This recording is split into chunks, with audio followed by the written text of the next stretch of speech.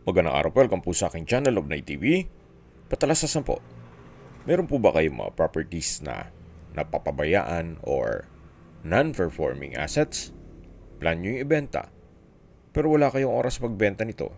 Kung ito'y pagkakatiwala nyo po sa amin, tawag lang po kayo sa aking numero. Usap po tayo, gawa ko po ng video for free. Yes, libre po, wala po kayong papayaran.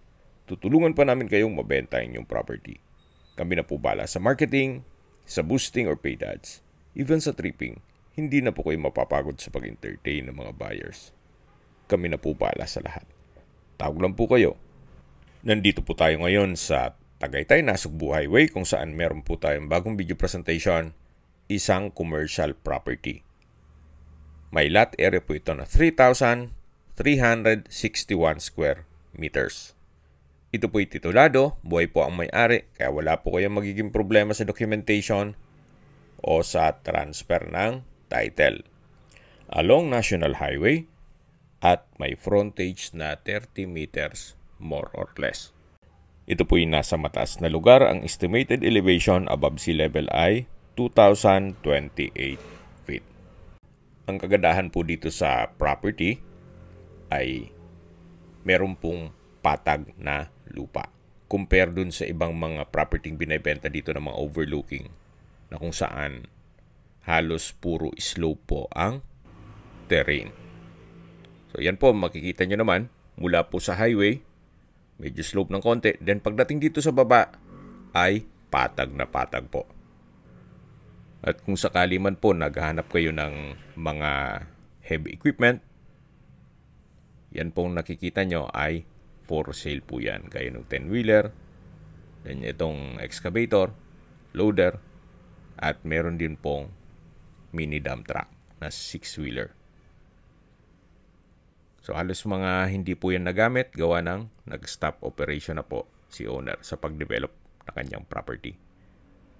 Kahit po magkaroon ng building sa lower part, na kung saan iba na rin ang may-ari, wala pa rin pong obstruction.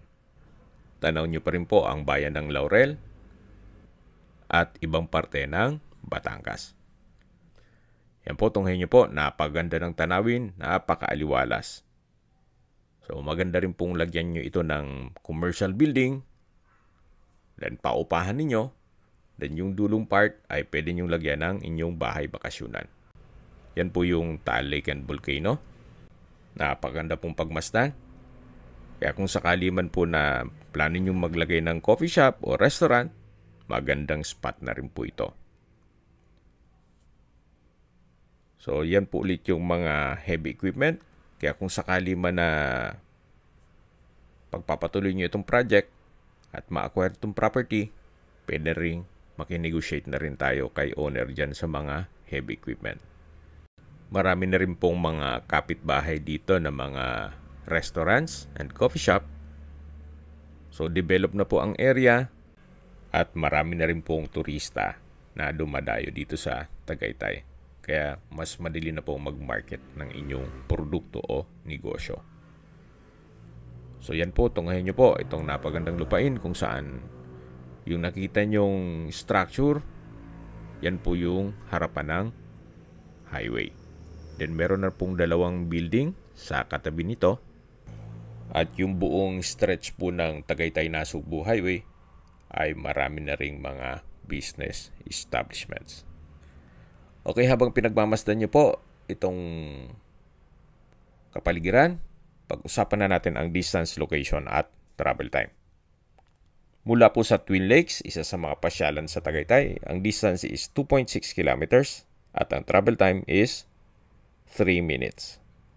Then mula naman po sa Mendez Crossing, ang distance is 6.3 kilometers at ang travel time is 11 minutes.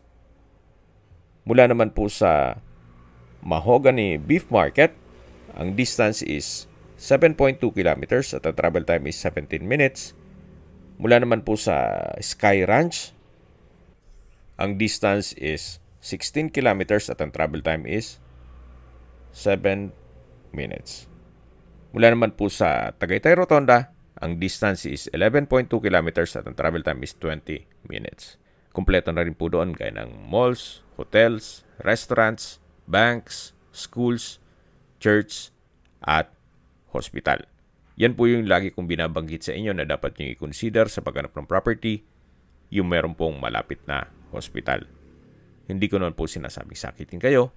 Yan naman po for emergency purpose lang naman.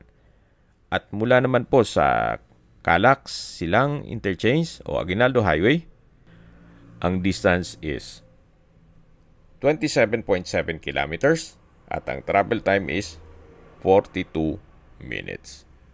So mga nag-skip po ng video, summarize ko lang po. Ito pong property ay may total lot area na 3,361 square meters. Along Tagaytay Nasugbu Highway at may overlooking view.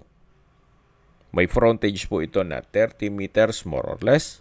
At tungkol naman po sa dokumento nito, ito po ay titulado, buhay po ang may-ari, kaya wala po kayong magiging problema sa documentation o sa transfer ng title. Sa presyo na po tayo. Binibenta po ito ni owner sa halagang 35,000 pesos per square meter.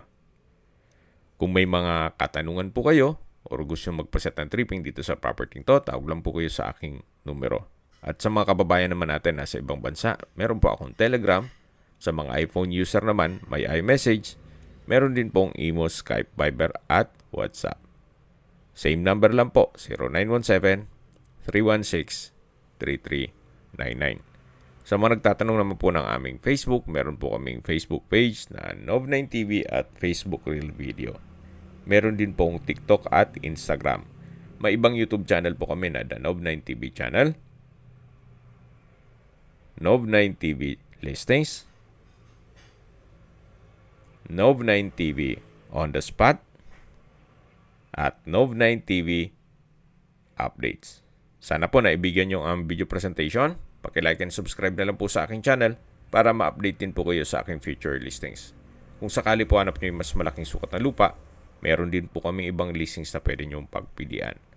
Huwag po kayo mag-atubiling tumawag sa amin, then let us know your budget para malaman namin kung anong property pwede naming i-alok sa inyo.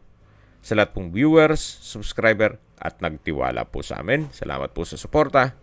Ingat po kayo lagi at yung pamilya. Maraming salamat po.